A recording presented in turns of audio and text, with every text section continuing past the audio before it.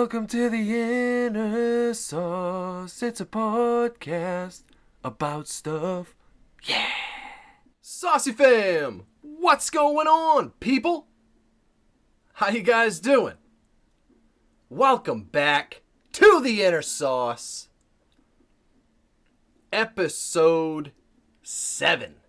Episode 7. That's kind of crazy. How you guys doing? How you living? You look good. You smell good.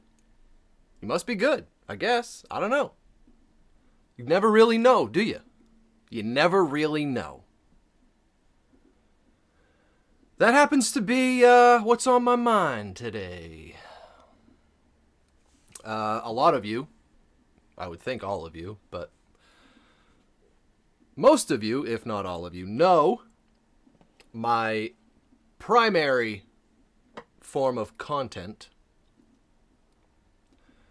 is reaction videos. And we react primarily to music, some comedy, and some other stuff. If you don't know what I'm talking about, for one, where have you been? You know? For two, head over to YouTube, type in SauceyDad, and enjoy the rabbit hole. Creeping up on 700 videos. Saw that number today. I was like, wow. It's a lot of videos. And so I was honestly going to put this off until tomorrow because I was uninspired. I didn't have anything on my mind that I felt was worthy of an Inner Sauce episode. But that changed pretty significantly in the last reaction that I did before I was going to call it a day. Friend of the channel, an artist by the name of Peter Hollins. Amazing guy, just such a great guy. He's got almost 3 million subscribers. Very successful independent artist. Does all kinds of really cool projects. And every time I happen to react to one of his videos, he takes the time out of his day to comment and interact with my subscribers and give his feedback on my video. Like, just stuff that most people don't do in today's world. So I'm a big Peter Hollins fan for that reason, but also just as an artist, he's incredibly talented. And I've heard him cover a very wide variety of music. As far as artists, genres. But I came across one that he released 5 years ago, almost to the day. And it was a tribute to Linkin Park and Chester Bennington. If you don't know who that is, Chester Bennington was the lead singer of Linkin Park. And he committed suicide. And this tribute, I did pretty good. I held it together all the way to the end of it. And then Peter made a comment, and I just kind of fell apart right on camera. So that's out there on the internet forever. But I couldn't possibly care less as far as any negative connotations or whatever. I would not be sitting here if that fazed me, or if I was concerned with how I was going to be perceived. God, me and the English language just, it's a constant battle, I tell you. But yeah, man, beautiful tribute, first of all. Unbelievable. He did such an amazing job. It was kind of a medley of sorts. It was a blend of I think 4 or 5 different Linkin Park songs. And he just did an amazing job. And then at the end of it, he talked to his viewers for about a minute and a half, 2 minutes. About 2 minutes. And do you know how you'll have something on your mind from time to time? Maybe you're really struggling with something. Could be anything. Maybe you're really struggling with something and you just keep it to yourself because that's the type of person you are. I'm looking at me when I say that. But maybe you just keep it to yourself. You don't want to bother anybody with your problems. You want people to think that you're doing good. You want people to think that you don't have any issues or anything like that. And then somebody really close to you, somebody that you're really comfortable with, will point blank say what they think it is, and you uncontrollably just, your wall completely tumbles down, and your emotions just come out in the form of a good old-fashioned cry. Has that ever happened to you? Has that ever happened to you? And you just thought you completely had it all together. And yeah, that couldn't have been further from the truth.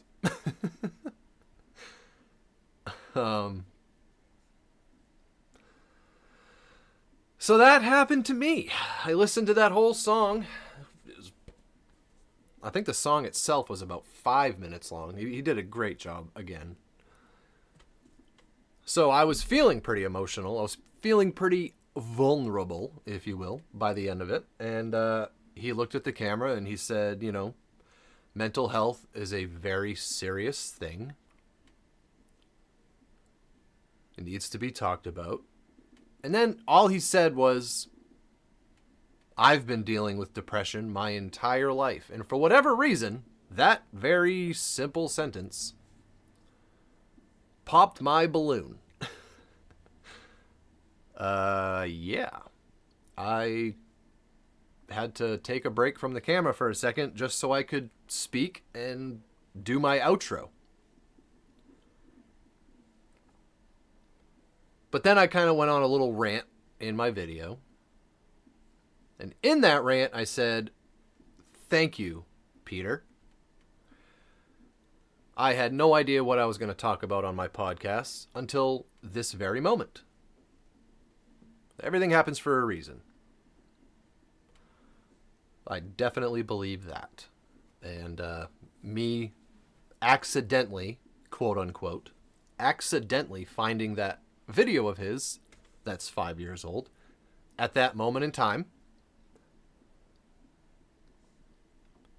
and the message that it happened to contain beyond inspired me to do this episode right here. And, you know, one of the things Peter said that I kind of took a little further in my video, but I'll say again here, is for some reason, there's so many things in this world. There's so many sicknesses, diseases, illnesses, just terrible human conditions that, you know, if there's something wrong with you, you just get it taken care of. Like, what are you waiting for? Get it taken care of. Do something about it.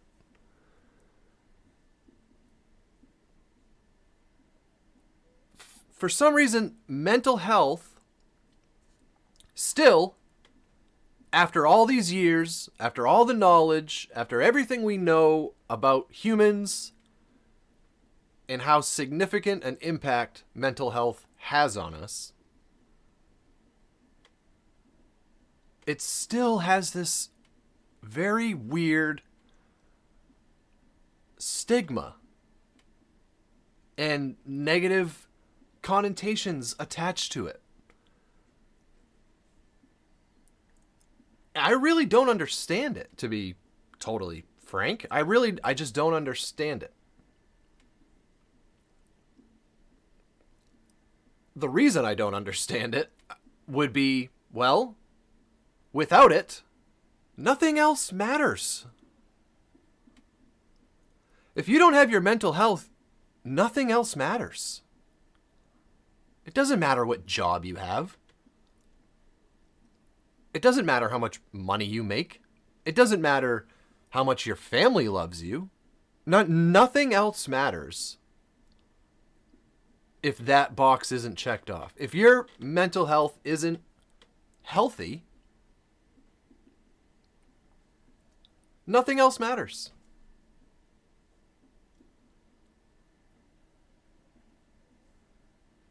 There's certain things in this world, we did an episode about addiction, which we're going to revisit for sure. But this definitely, this is directly tied to addiction. You'd be hard pressed to find people with addiction that didn't. You'd be hard pressed to find people that suffer from addiction and don't also suffer from a mental health disease, whether it be depression or whatever it might be. You'd be hard pressed. You can find them. I'm not debating that. They are out there. I know of some myself, so I know you do too. But you'd still be hard pressed. And that's because, like I just said, if you don't have that in order, nothing else matters. And it's no coincidence the way the human body was constructed, right? I might be reaching here, but think about it. What's on the very top of our body? What's on the very top of our body? It's your noggin. It's your melon. It's where all the magic happens, right? It's where your brain is. It's where everything happens. It's where your thoughts and all that crazy stuff that we're capable of. It's where it all takes place. And if you kind of work your way down the human body and think of the human body as a priority list, with the head being number 1, well, the hands are probably what? Number 4 or 5? It doesn't matter what you do with your hands. Nothing that you do with your hands means a damn thing if number 1 isn't in the green. If number 1 isn't taken care of and healthy, number 2, which I guess I would say maybe your mouth and your throat, right? Let's think about this. Number 3, your heart. So think about that as your love for others. Okay? And then number 4, your hands. Number 5, your legs. Number 6, your feet. Well, I guess number 5 could be your legs and your feet. So where you're going, where you're traveling, what you're working on with your hands, who you love with your heart, none of that matters. And I don't mean that literally. Of course, it matters that you love people, that you care for people. That will always matter. I guess a better way to put it would be none of it is good for you. How about that? None of it is good for you unless you start with the first priority. Your melon. The mental health aspect, it's so ignored. Everybody, especially today, we're all trying to eat healthy. We're all trying to lose weight. We're all trying to be active and exercise. We're all trying to watch how we talk, right, with our mouths. We're all trying to be kind with our hearts. All of this stuff is totally accepted in society. It's not just accepted, it's encouraged and promoted. Rightfully so. I don't think that should ever go anywhere. Those are great human traits. Those are great capabilities that we have as human beings. But why do we skip number 1?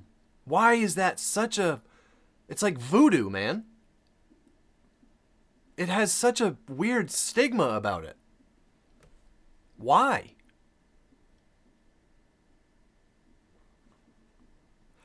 At the end of that video, I made a statement, something along the lines of, I didn't know the numbers because I had never looked it up before. But I said, the numbers are staggering as far as the percentage of adults or people, because it's, you know, depression is much like addiction. It does not discriminate. If you are a human being, you can suffer from it. Point blank, period.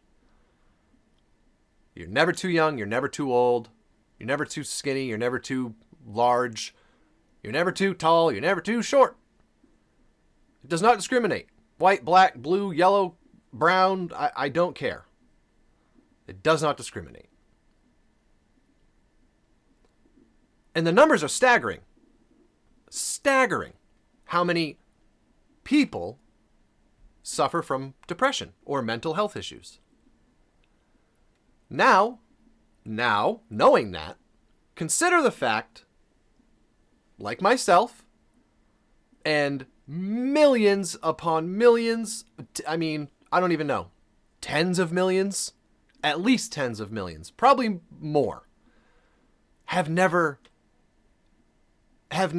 addressed it, have never even admitted to anybody, maybe not even themselves, that they have it. So consider how staggering those numbers are, and the fact that it's probably quadruple that if you actually added in the people that have never come forward and said they had it. Because that number, that staggering figure, doesn't include me. It doesn't include a dozen other people right off the top of my head that I know that would absolutely be included in that number. How many do you know? How many does your friend know? How many do your parents know?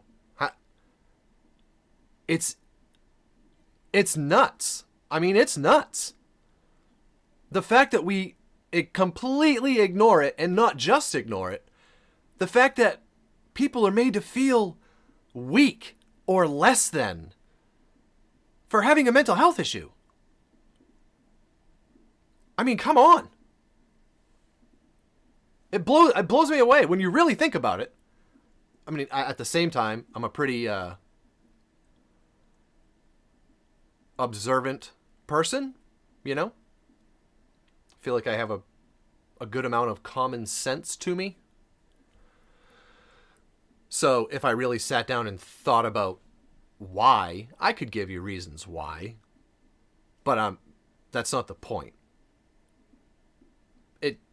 There is no good reason. There is no good reason why it has this stigma, why it is such a negative thing for somebody to admit they are depressed and they have a mental health issue that needs to be taken care of. It's like a big weakness, you know? Everybody that either doesn't have it or refuses to acknowledge and admit they have it looks at people that do like they're weak. I'm here to tell you, you could not possibly be more wrong. You could not possibly be more wrong. Consider the fact that one of the 3 people you worked with today are suffering with depression. Were they as helpful as you at the job? Were they as productive? Were they as nice to the people around them? Were they as functional as you today? Chances are you're going to say yes. Almost every time. Now think about how hard that was for you and what was on your mind. What was on your mind was the task at hand, was getting the job done. Was simply point A to point B, this is what I'm here to do, this is what I'm going to do, this is how I'm going to do it, and then I'm going to leave. That other person, maybe more next to you, is doing all of those things while battling this never-ending conversation in their head about why nobody likes them, or why they're not good enough, or why they've got 100 other things that they should be doing if they knew how to approach doing them, or whatever it might be. Whatever it might be. The symptoms, if you will, vary. But you're going to call them weak? The person that just did everything you did today, they're weak? Boy. I hate to think what you consider yourself if they're weak. If they're doing everything you're doing while having that battle of demons in their head around the clock, man, what's that make you? Huh? I mean, seriously. If they're weak, you might want to hit the gym or something. I don't know.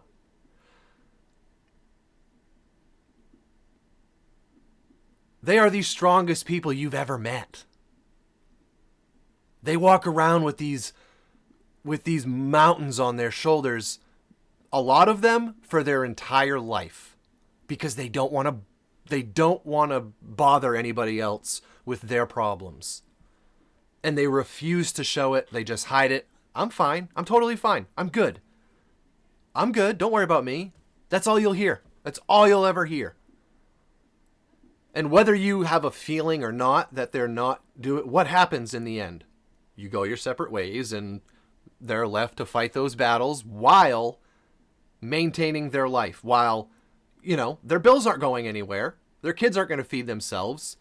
Their house isn't going to take care of them itself. Their job's not going to take care of itself. Their responsibilities aren't going anywhere.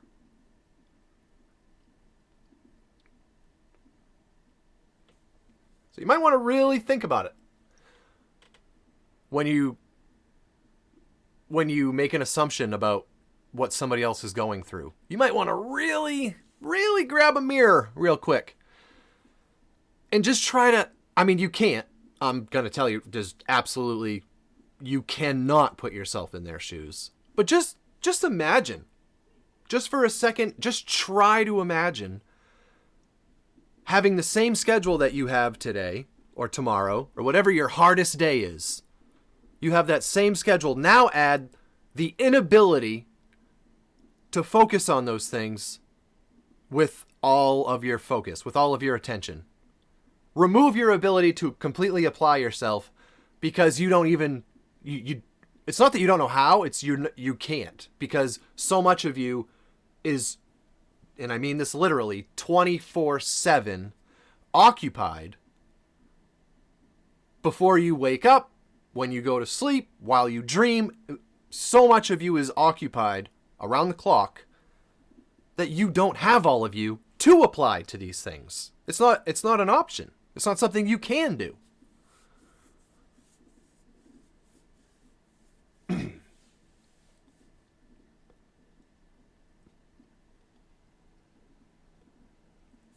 I talked about it really briefly at the end of episode 6 last week about how I had recently learned what imposter syndrome is. For those of you that didn't hear that, imposter syndrome is basically you're not capable of believing that you deserve any amount of success. No matter how good you are at whatever it might be, when you get to a certain point, you feel like it's a fluke, or it was just by chance or luck, or you don't deserve it. This shouldn't be happening to me. I don't deserve this. I'm not good enough for this. And it sounds, I'm telling you, it's even to me, having lived it for all of my working years, even to me, it still sounds corny and cliche. But you know why it sounds like that?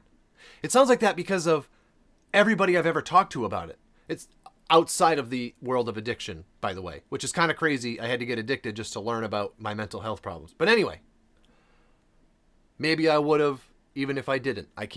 I'll never know that because my path is my path. What I've done is what I've done. The choices I made were made. They were in the past. Whatever. You know what I'm saying? So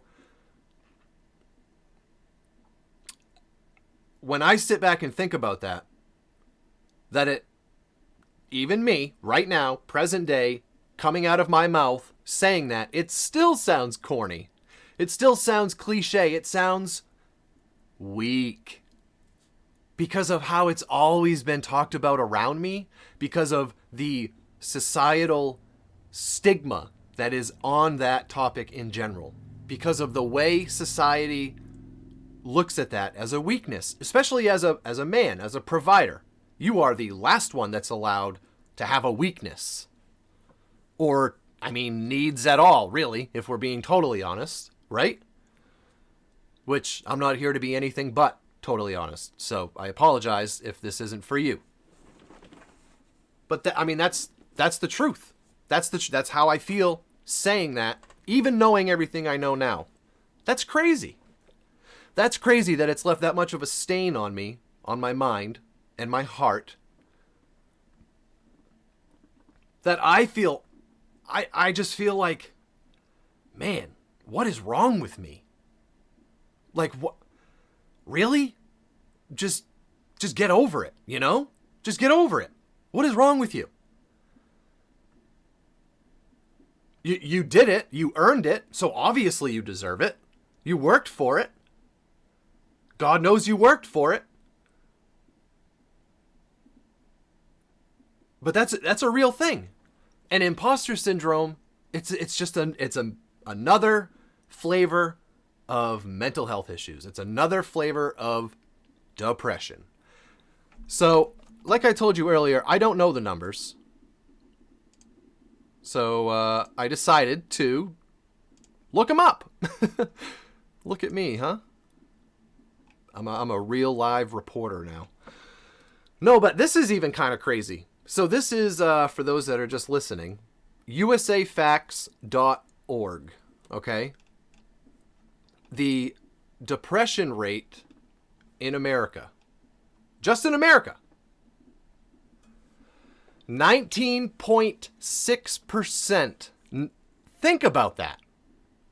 19.6% of adults suffer with depression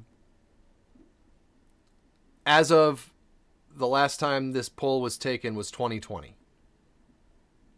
So as of 2020, which is already 2 years ago, 20%. In 2017, it was 20.5%, and it's basically been 20% for the last 5 years.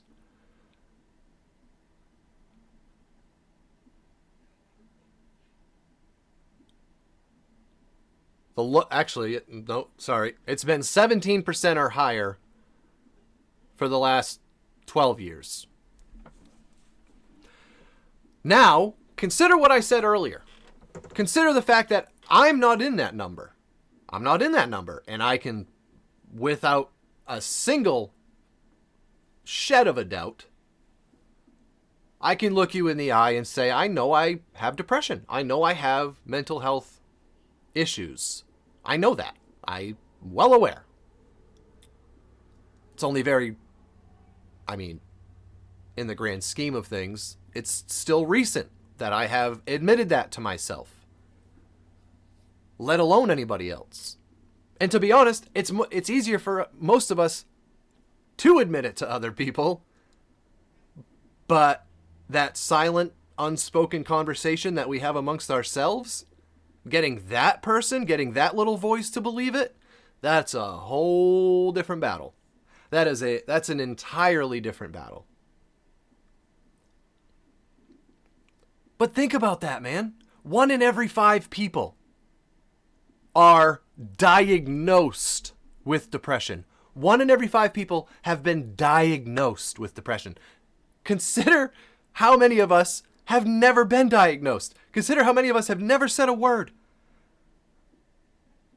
I would bet everything I have that it's double that number. There's no way that it's not. Because again, this is just adults. This is just adults. And like I said at the beginning of the video, at the beginning of the podcast, mental health does not discriminate. Mental health does not have an age limit, or requirement, rather. Mental health does not care what you look like, sound like, smell like. It doesn't care. It doesn't care if you're 10. It doesn't care if you're 90. Mental health doesn't care. And what's so scary is this stigma and this negative connotation about getting help, about admitting that you need help. That's scary. I mean, look at Chester Bennington, lead singer of Linkin Park, that inspired me to make this episode. Think about him.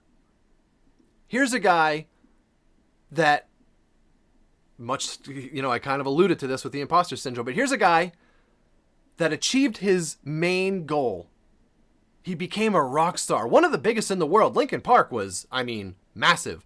I saw them in concert when they opened for Metallica in Gillette Stadium, where the Patriots play, when it was still a pretty new stadium. That's a big deal. I don't remember how many people were there, but it was thousands of people. The place seats 70,000. Half of it wasn't used because of the stage, but the field was used. So I bet it was probably close to 60,000 people, maybe more. Packed. And everybody loved them. They did amazing. The guy just super creative, a very inspirational guy. But even him, in some sense, especially him, he can't have mental health issues. How can he have mental health issues? He's rich. How can he be depressed? He's rich. He's a superstar. He's got a beautiful family. He has everything he's ever wanted. He's got a mansion if he wants it. He could go buy anything that he wants to right now. Right now. He could buy 20 of them. He can't have depression. Well, how much more does the guy need? Right? That's what we hear. That is, oh my God, that is so far away from having any relevance to mental health that it's not even funny. Like I said, think about our body as a priority pyramid. I came up with that on the fly too. I'm not gonna lie. That's pretty impressive. I'm gonna go ahead and give myself a little pat on the back here. There we go. All right, I feel better. You feel better? Good. But seriously, it kind of works, right? Think about your body as a priority pyramid. Number 1, number 2, number 3, number 4, number 5. Head, mouth, heart, hands, whatever. I'm not good with numbers. I failed English.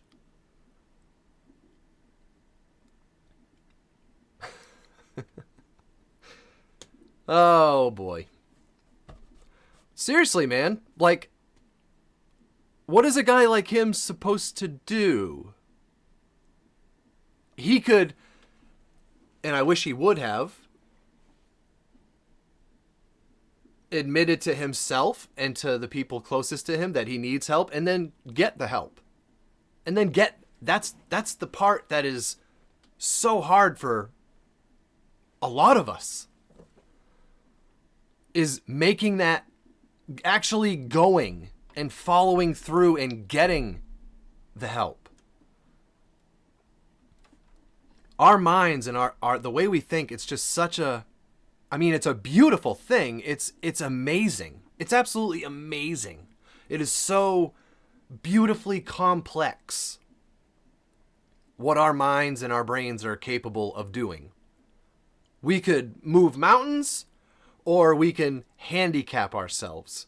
That's quite a range. That's quite a range. It really is.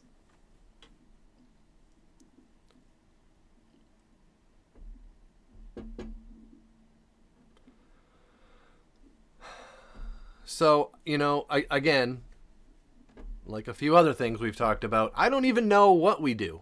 What do we do? What needs to happen for this stigma to go away? For how do we go from addressing mental health being a weakness to addressing mental health being applauded and encouraged and supported? One thing I didn't look up is the mortality rate. But if you had cancer, do you think people would tell you to go get treatment? It's a terminal disease, right? Of course they would. How come when you have depression, it's looked at like, well, figure, kind of, I'll be nice to you on the surface, but, deep down, just figure it out. Get over it. Figure it out. You have no reason to be depressed. You have a great family, you have a great, whatever it might be. You have no idea. You don't even know what it is. You don't even know what causes it. Most of us have no idea what causes it or how it is or how to treat it or how it comes to be.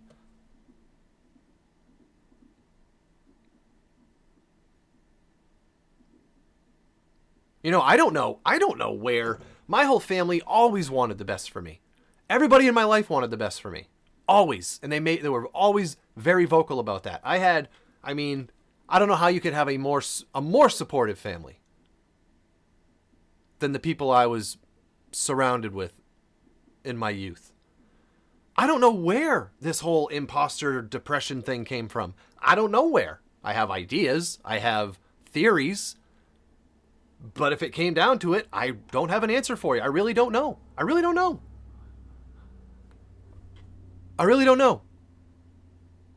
But like I said in episode 6, when I started to think about it, man, did it make sense. A scary amount of sense. Ever since I came into the working world, I would get a job. I would learn the business, learn the job over, a week, 2 weeks, whatever. And then I would just put my head down and I would charge to the front of the pack. I don't care what job it was. I don't care what it was revolving around, what my tasks were, who I was working with. I'm a great people person. I know how to handle people. And I'm a hard worker. I went to as far as I could go without like a time requirement, a time worked requirement, whatever. I went as far as you can possibly go everywhere I ever worked. And it's like the second I reached that point, I was done with that job. I wanted nothing more to do with it. And I never knew why. I never even really knew it was happening until I revisited and kind of thought about all these things after learning about this whole imposter syndrome thing. I mean, it's kind of freaky, to be totally honest. I've never had anything make that much sense to me.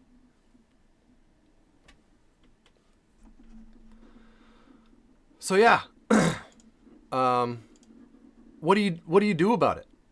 There's hotlines. There's, you could look for a good therapist if you have, good insurance and they happen to cover that sort of thing, which that's a whole different topic.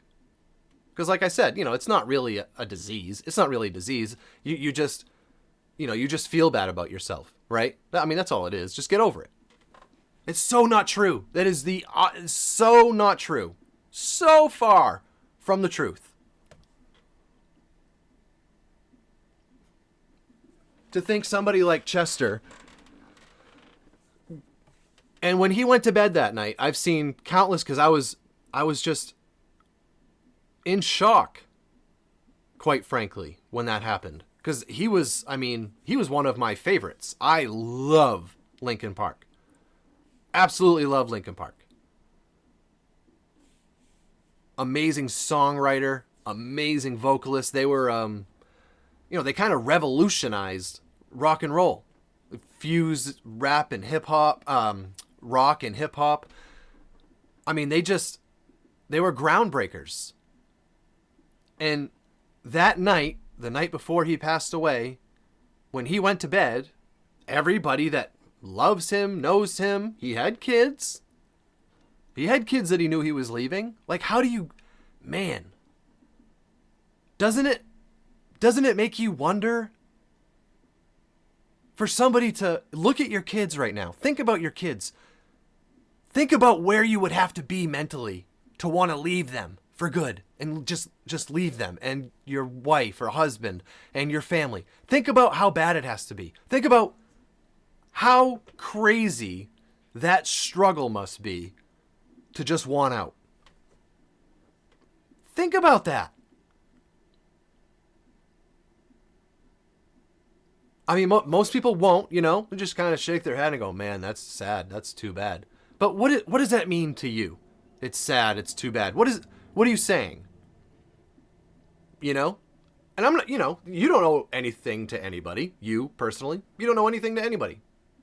It's not up to you, especially if it's not your battle. You don't owe anything to anybody. You don't have to understand it if you so choose. But I really encourage you to. Because like I just said, there's 20% of everybody we know has been diagnosed. Not 20% of people have it. 20% of people have been diagnosed. It was bad enough for it was bad enough for 20% of adults that they went and got help and got diagnosed.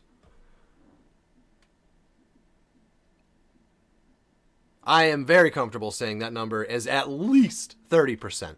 Like I said earlier, I'm leaning more towards 40. Probably higher, honestly. And they're the weak ones.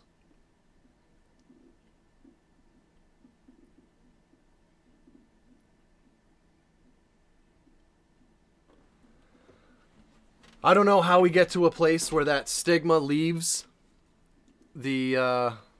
its relationship with mental health issues. I don't know how we get to that place.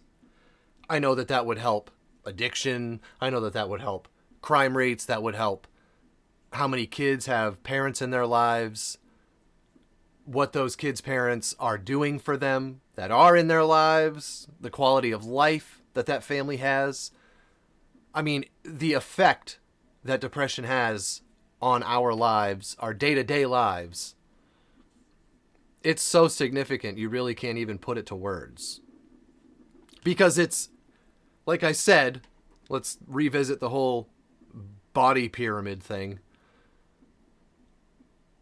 You can't execute anything else to your full potential. You'll never know how good you can be at something. You'll never know how far you can take something when you're fighting that fight.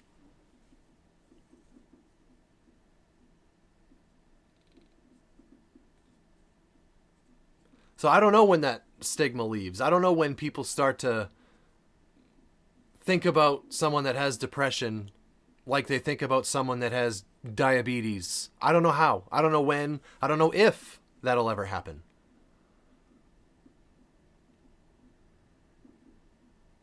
But like I said, if somebody knew you had cancer, they would want you to go get help because it's terminal. Guys, mental health is absolutely terminal. In so many cases. Cancer's not always terminal, right? People beat cancer all the time. People beat mental health all the time. But the difference is, you know, Saucy Mom had cancer. She was in remission for 10 years, and she's cancer-free. The difference is, depression, there is no 10-year remission. There is no doctor's appointment. There's no CTI scans. There's no MRIs that are going to help.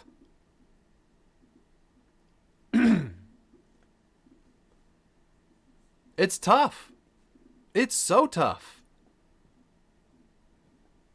But to everybody that doesn't struggle with mental health, you really have to start opening your mind to the fact that you don't understand it. You don't know what it is. You don't know what it's like to live with that. So therefore, you have absolutely no basis to judge what they should do about it. Or to even what to say. It's hard for people that don't have it as well. Like, what do you say to somebody? What do you do? How do you help? And honestly, a lot like addiction, they have to want it for themselves, which is scary, because like I said, a lot of people will never get to a place where they can admit it to themselves that they are struggling, that they have mental health issues. A lot of people will never get to that place. So that's kind of scary. So all you can do is just encourage, look for signs. Sometimes there isn't any. Sometimes they go to bed on their last night laughing, smiling, telling everybody they are perfectly fine. There is no way for you to know there's something wrong with them. That's what's wild. That's what's really scary. The battle is all in here. So many of us we don't even know how to explain it because we don't understand it ourselves. I'm 34. I am just now really starting to understand and learn not even what it is that's wrong. I just know, as of now, very recently, I've learned what the repercussions are, what the symptoms are, what the effects it has on my life are. I still don't know what causes it or what I can really do to help it, you know?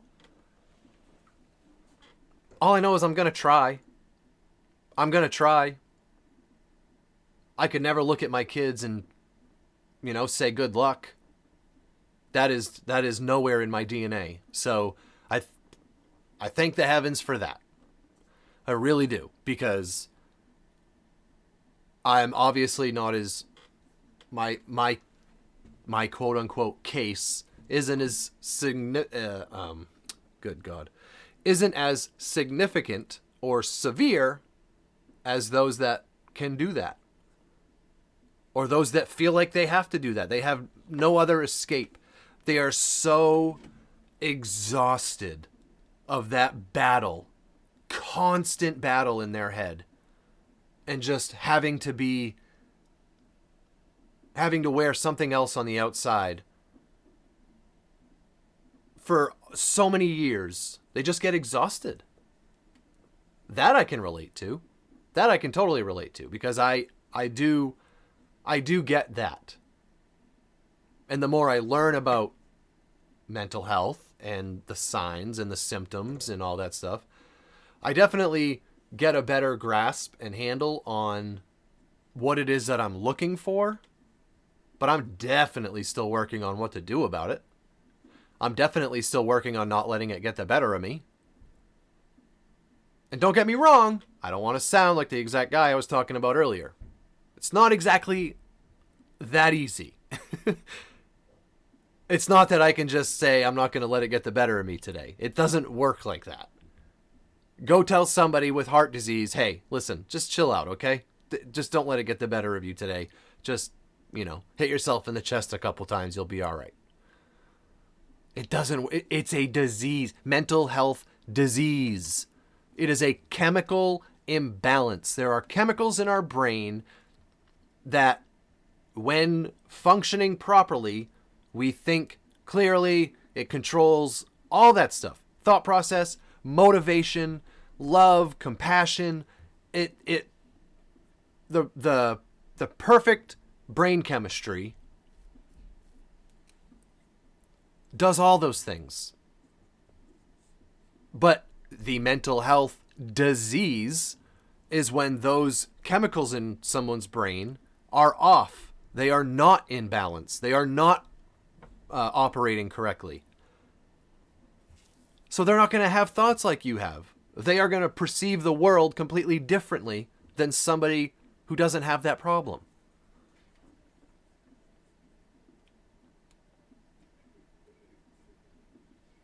Now, I am terrified. I'll be totally honest. Absolutely terrified of getting some kind of pill prescribed to me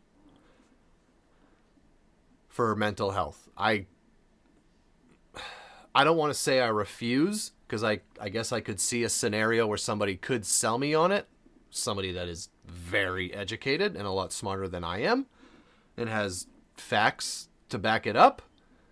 But that's honestly what terrifies me, is I kind of promised myself I'd never take a pill for anything ever again, unless it was Advil or something, you know?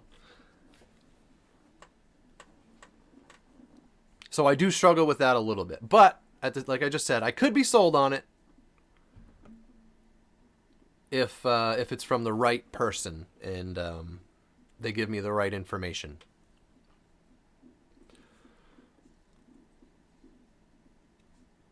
So, what Peter said in his video was he was going to leave a link for a hotline that you can call if you're ever having, you know, God forbid, if you're ever having suicidal thoughts.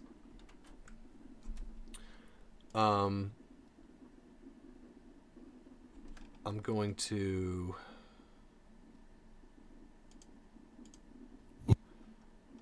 bring that up here. All right. I'm going to put this in my description as well on YouTube. But for those that are just listening, get out a pen or get out your phone. Okay? This is the National Suicide Prevention Lifeline. Okay? This is that number you call when you do think you've had enough and you're ready to check out. Are you ready? 1-800-273-8255.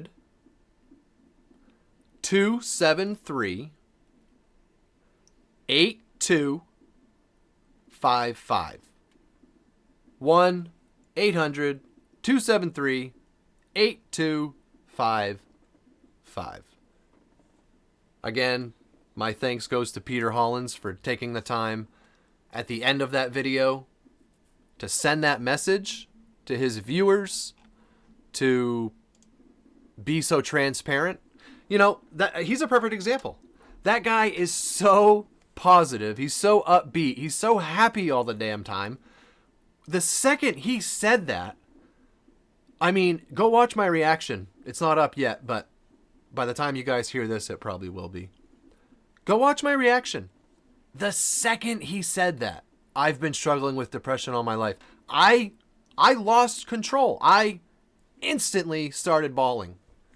I mean, I didn't, you know, I wasn't animated about it. I took my face off of camera to maintain some dignity. But seriously, I mean, that's all it takes to know that somebody like him, somebody that I really look up to in this whole content world, somebody that I look up to in the sense of a human being, as a dad, as a husband, as just a human being, period. To know that he's been struggling with it his whole life. I mean, you could see how emotional it made him talking about it. I had no idea.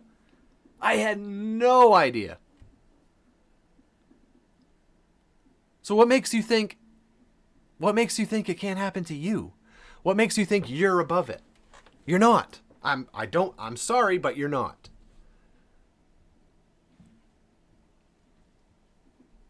None of us are. So, again, I'm going to close this out with a message that I try to give on every episode. Much like every topic we talk about, every other topic we talk about, I am not, under any stretch of the imagination, in any way, shape, or form, a mental health expert. I am not educated at all in mental illness, in therapy, in psychology. I absolutely know nothing. I technically know absolutely nothing when it comes to this stuff. Okay? So don't take anything I say as fact. Don't live by anything I say. If you're inspired by a message I send, that is all I hope for. But, again, these are just my opinions based on life experience, based on what I see in the world, and based on my own struggles. based on the battles that I have to this very day. It sucks. To be totally blunt, it sucks. It sucks. Thinking about how I have dominated whenever I so choose at a new job. It's always a new job because, a couple years into it, I'm bored. Come to find out, I'm not bored. I just don't think I deserve that next step. Somewhere in here, I get to a certain point and it's all right, that's enough. Let's go do that again. Let's go find a new challenge. Maybe I'll deserve the next one. I mean, it's scary how much sense that made to me. Again, I still really can't believe it. The whole time I was reading the description of it, I'm going, oh my God. There it is. There I am in a paragraph. But yeah, and again, to those of you that are blessed with proper brain chemistry and don't have any struggles like that or thoughts like that, if you know somebody that does, again, there's only so much you can do, but there is so much you can do. There really is. Just by being positive and supportive. Trying not to stress them out if not necessary. Trying to, if you're gonna bring up an issue, propose a solution. Propose a helping hand. Propose encouragement. Just to let them know that you see them. Just to let them know you see them, you're proud of them. I'm really happy you're in my life. I can't even tell you how far that goes. That goes so far. Especially, depending on your relationship to this person. If you just grab them and just say, hey, I just want you to know that I am so effing proud of you. I am so proud of you. I know what you've battled with. Well, I know of what you've battled with. I know the gist of what your struggles are. Or you don't even have to go that far with it. Especially if they don't think you know, which is unfortunately very common. But if they don't think you know anything about their depression or whatever it might be, it's okay. It's okay. Just grab them and just, man, I'm so effing proud of you. I am so glad you're in my life. I just wanted you to know that. Simple, straight to the point. Depending on your relationship, maybe you tell them, look, I love you. I really love you. I am so proud of you. Just keep doing exactly what you're doing. Do you need anything? Is there anything I can do? Can I help in any way with anything? We're not even talking about depression right now.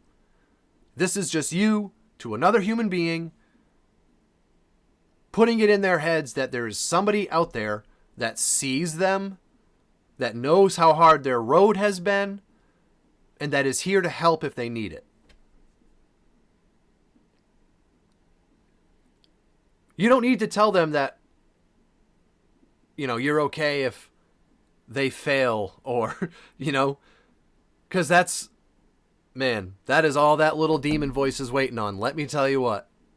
Go ahead and propose something that is really stressful for them in a negative way and then just walk away.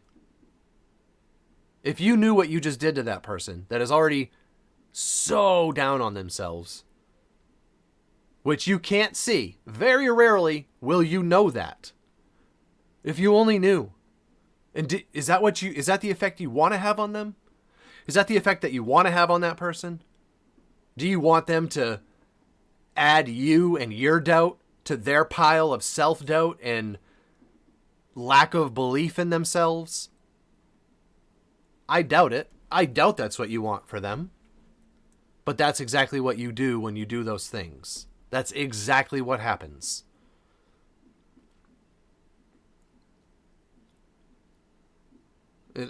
This leads me kind of back to what we've talked about so many times.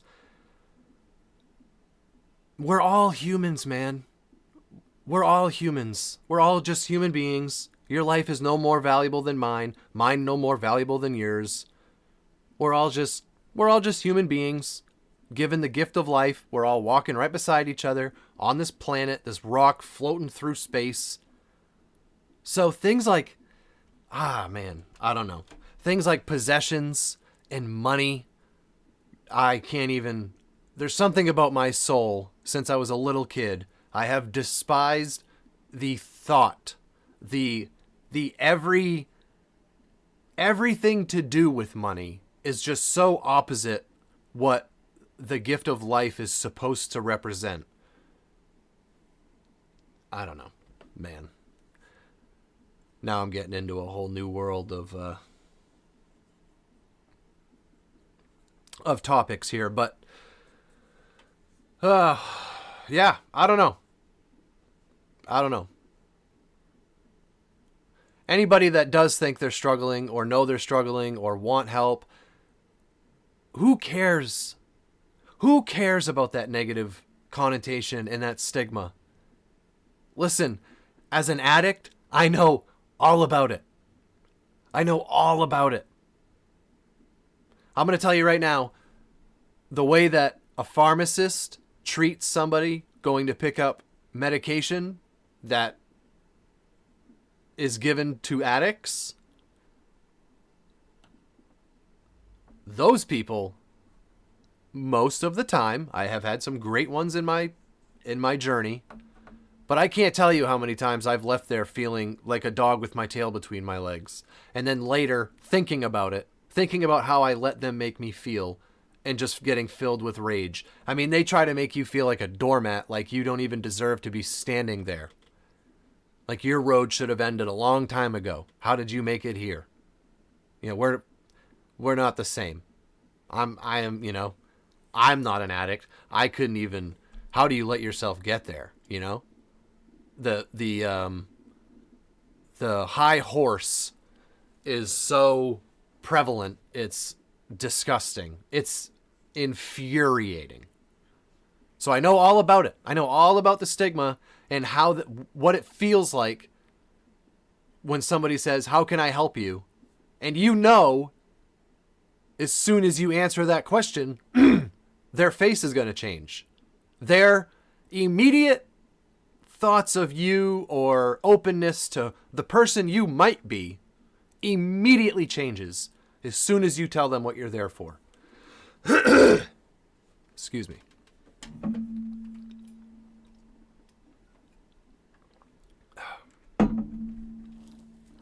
I know what that feels like. I know exactly what that feels like. So, yeah. For you, for me, when we go to the therapist and we say, look, I am really depressed. At least that's what I'm thinking based on what I've read and what I'm told. I want help. I want to learn how to cope with this. I want to learn how to process things. I want to learn how to heal it, how to get better, or at least manage it so that I can move forward in my life. I want my ceiling to be a lot higher for my work life, for my love life, for my parenting life, for my relationship life. My ceiling is so much lower than it should be because of this junk going on in my head.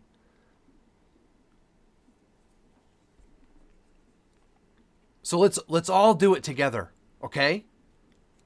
Let's all do it together.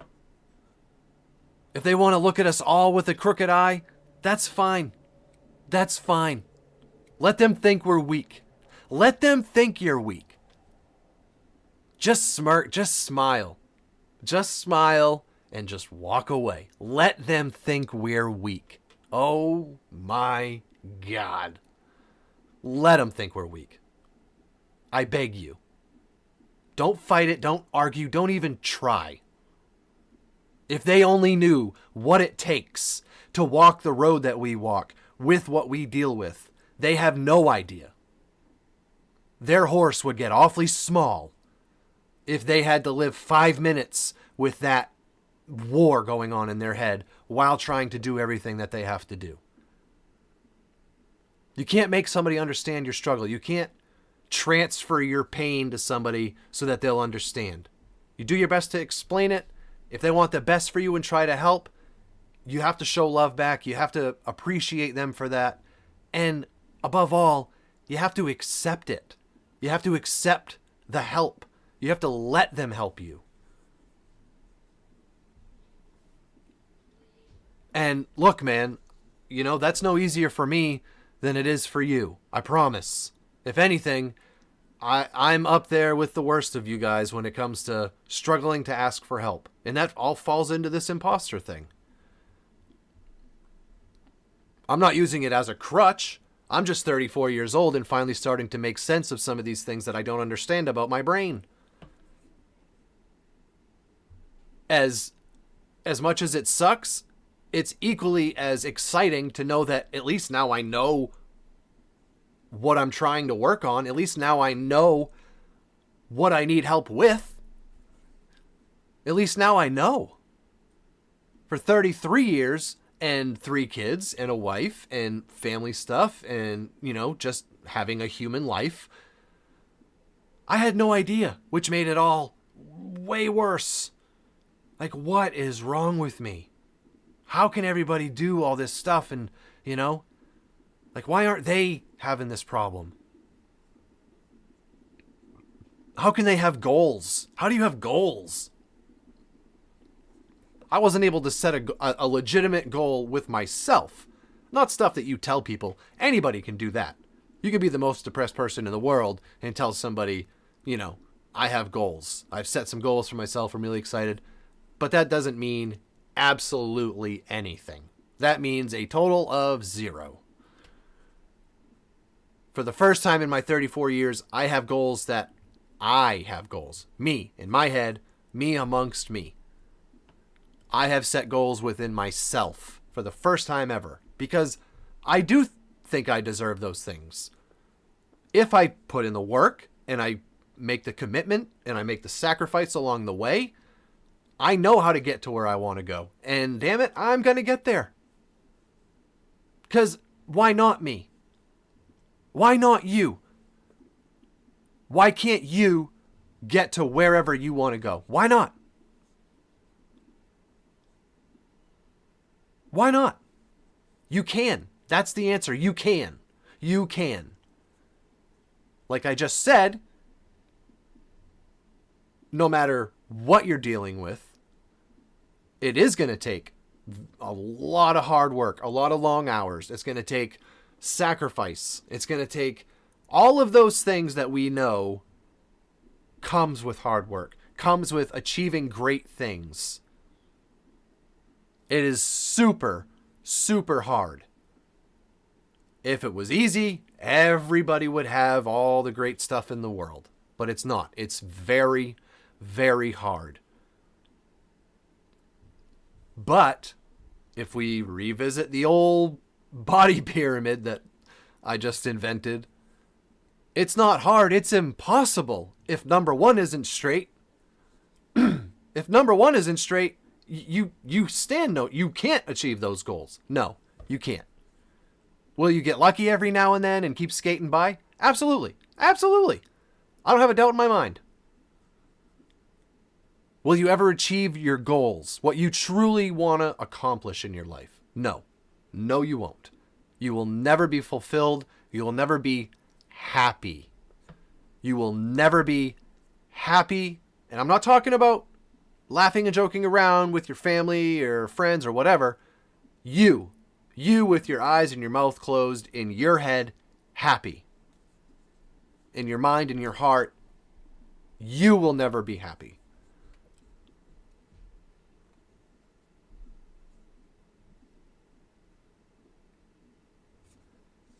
For a lot of us, we kind of forget how to do that. And I think that's even if you don't know what you need for help or how you need help, I think just working on it and just trying to piece back together normal thought processes and normal outlooks on life, and by normal, I just mean healthy. I mean, if everybody in your life is good and healthy and there's no problems, Why can't you lay down and be happy? And I'm kind of looking at myself when I ask that question, because I don't know. I can be perfectly happy with everybody in my... I could be the life of the party. I can make anybody laugh. In fact, I often do. I always have. You know, what do we know about comedians, right? What do we know about most great artists? Some of the most depressed people in the world. It's pretty amazing stuff. It's amazingly complicated, like I said earlier. But I would love to get to that place. To be totally honest with you, I don't know what that feels like anymore. So I need help. I need help remembering that. I need help getting there again. I don't know, to be honest, what it feels like to close your eyes and just be happy.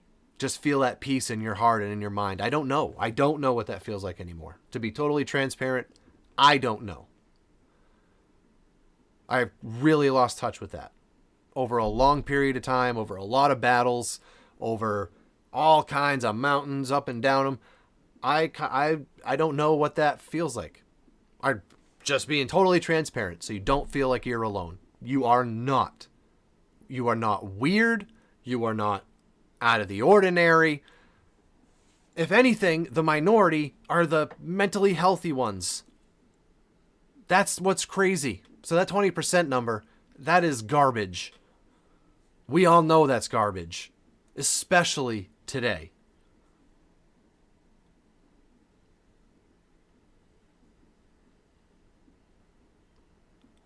I mean, I don't know. All I know is I'm not going to give up on it. That's all I know. Looking at you right now, I don't really know what that process looks like as far as getting that feeling back and learning how to do those things again, how to process different events and emotions and, you know, priorities and just self-acceptance. I can, you know, I'm as good as I know how to be to everybody in my life. It's just kind of, that's who I am. I'm as good as I know how to be to the people I love. But man, it's time to be that guy for myself. It's time for you to be that guy or gal for yourself. It's time. Listen, it's August. It is August 22nd, right? Yeah. It's August 22nd, 2023. Man, what is going on with my brain? It is August 22nd, 2022. Okay. It is currently 8:44 p.m. Eastern Time.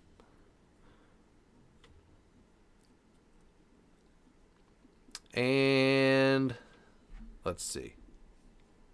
It is now August 22nd, 2022, 8:45 Eastern Time. Guess what? It will never be August 22nd, 2022, 8:44 ever again. That minute is gone forever. I will never get that minute back. I am a minute closer to the end of my journey than I was a minute ago. Every word I say to you is one less word that I have left to say. When you really think about that, when you really put that into perspective, man, do some of these things not seem so important. You know? Just the stupid stuff that we prioritize in this world. And I get it. A lot of it it's a necessary evil. But you best believe it's evil. You best believe it's evil. And I get that it's necessary, so we have to do certain things to live on this earth, to live in 2022. I get it. But as far as where you put its level of importance in your mind, in your heart, what is its level of importance to your happiness is the big question. That is so important, what I just said. Where do you place... Man, Any stressor, like right now, totally random example. I need tires on my wife's car. It's kind of stressful. I don't have the money for that, you know? But do I need to get it done so we can continue to drive the car, get the kids to school, go, live? Yeah, it needs to get done, and it's expensive. It's stressful, but that should have absolutely no impact on my happiness. That should have no impact on how I feel about my life, about this amazing gift that I have right now, the ability to breathe and to think and to see and to interact with people and love and be loved. It should have no impact on that. Nothing money related should. Your goals should not have to do with money. That your goals should have to do with, if it is money related, it should be what that allows you to do spiritually and mentally. You know what I mean? Your goals should be, I want to do this to accomplish this feeling. Like, I so badly want to, my dream is to turn this place into a home for the homeless, okay? And I want to farm this 130 acres that's behind my house. I want to buy it first, and then I want to farm it, and I want to turn my existing house into a house for the homeless where people can come, rehabilitate themselves, get their lives in order, while having a job right in their backyard while they do so. No need to travel, no need to go anywhere. They wake up, they farm the land, they get paid for it, they get food for it, and they live right here in a beautiful, very good for the soul area. That's my dream. And it's not because I want to make a bunch of money. No, I didn't say I want to sell the houses or rent the houses. It's because I want to make an impact. I want to change every single person that walks in this place to call it home for however long it might be. I want to leave a lasting impact on them. I want to change their future. And it has nothing to do with power or patting myself on the back. I just want to know that I'm providing a place for people to get their lives back. I am providing a tool that they didn't have before. That's just a totally, again, completely random example. That's just one of my goals. If any of my goals revolve around wealth, it is strictly, specifically, so that, for one, I can leave a lasting impact. But a lot of it has to do with helping other people because of the way that makes me feel.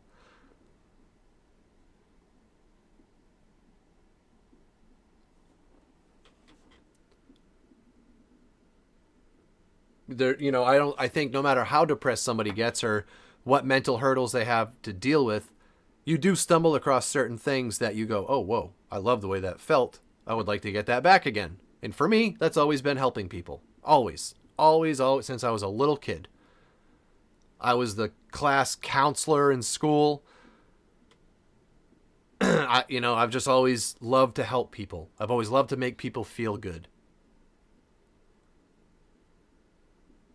And I don't know. I want to learn, and I want you to want to learn. I hope you heard me. I want you to want to learn how to make you happy. And I'm going to do the same thing for me. Imagine, this is what I was starting to say earlier. When I think about how much I've dominated at different jobs, I can't even imagine what I could have done at these places if I could actually apply myself. I'm going straight to the top of these companies with half of my attention on it and the other half fighting this unwinnable battle in my head. It's kind of crazy to think about. I can't imagine where I would be in my life right now or what I could accomplish or what I'd be capable of if I could apply myself like some people can. I'm going right by people that don't have any issues like that. I think I've made it pretty apparent. I am well aware that a lot of them do, but there was definitely some that didn't. And I'm the weak one? Yeah, I don't think so. No, sorry. Nope. Nope. You have no idea. You have no idea. If you don't struggle with that, if you don't have any experience, you just have no idea. And that's okay. That's a blessing. That's a blessing. That's amazing.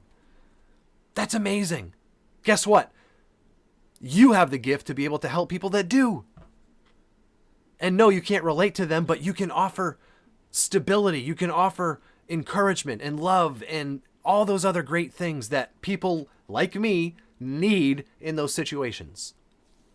Again, I'm not going to talk about stuff on here that I don't have experience in. This is firsthand, real life experience.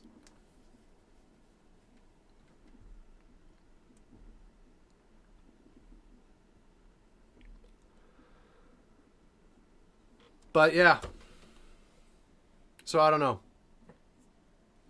Had a good little mini cry today. Thank you, Peter Hollins. Man. I don't know that stigma will ever leave, but let's not wait for it to. Okay? Let's not wait for that stigma to leave before we do something about it. There's a stigma around herpes, right? There's a stigma around STDs, but you're not just going to let yourself croak over it. You're going to go, you're going to be embarrassed, you're going to ask for the help, you're going to get the medication, you're going to take care of it, right? Well, we have an STD in our mind that you can't see, you can't, there's no cream for it. It's not contagious. Well, I guess in some sense it is.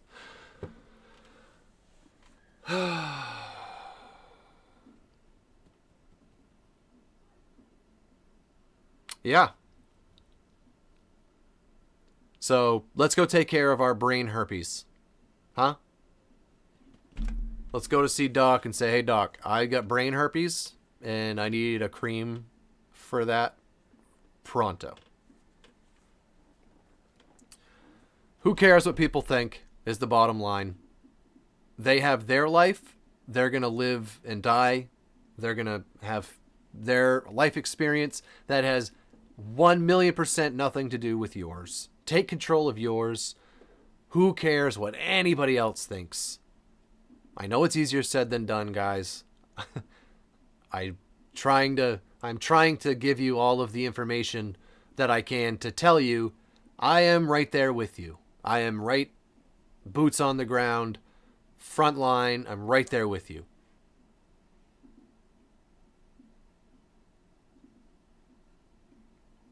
I know exactly what you're going through.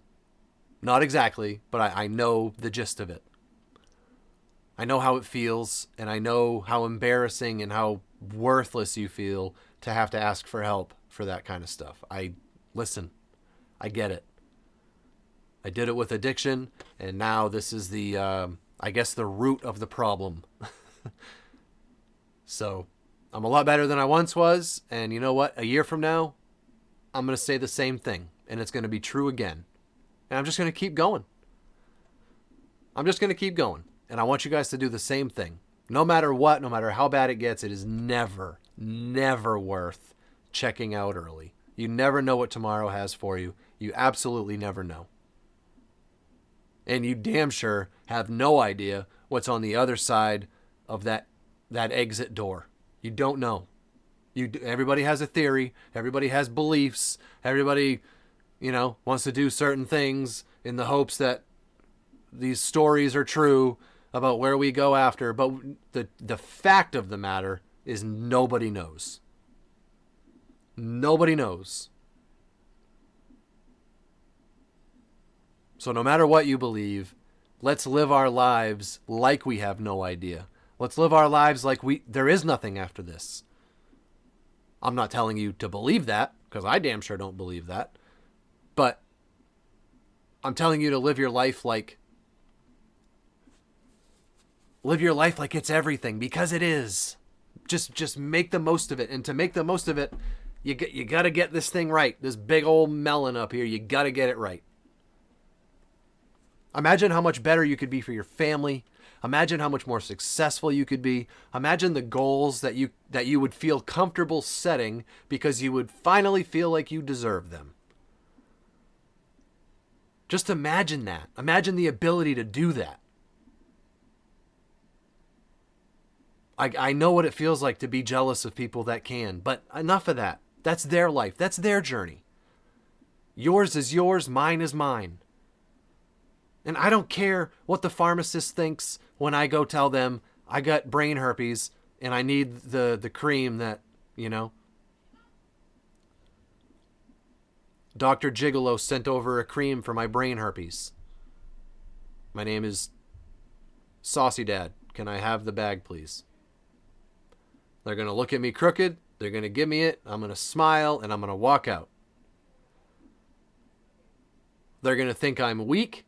And then a couple of years from now, they're going to see me on the news opening up my house for the homeless farm. And, well, I'll be on camera patting myself on the back. I don't know. I'm obviously making light and being sarcastic, but you guys know what I mean. So, we've gone plenty long enough. I'm not going to keep you anymore. Just please take this seriously, okay? This is not a joke. This is not something that you can just live with like I don't know. There's certain things that you can procrastinate as far as going to the doctors or whatever. Certain things aren't life or death. Certain things aren't a big deal. This is the biggest of deals. This is number one. This is everything.